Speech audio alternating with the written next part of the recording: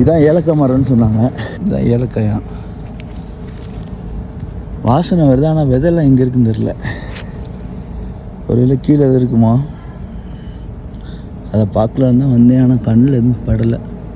சரி ஏலக்காய் இருந்தால் உங்கள்கிட்ட காட்டலான்னு பார்த்தேன், ஏலக்காய் எதுவும் காணோம். ஆனால் வாசனை வருது. எப்படி இருக்குது பார்த்தீங்களா வியூ? செம என்ஜாய்மெண்ட்டாக இருந்துச்சு. காலையில் 7 மணிக்கு பஸ் எடுத்தாங்க. இப்போ மணி 8:30 ஆகுது. இன்னும் ஒரு 1/2 அன் ஹவரில் தேனி போயிடுவோம். வியூவெல்லாம் எப்படி இருக்குது பாருங்கள் பேக் சைடில்.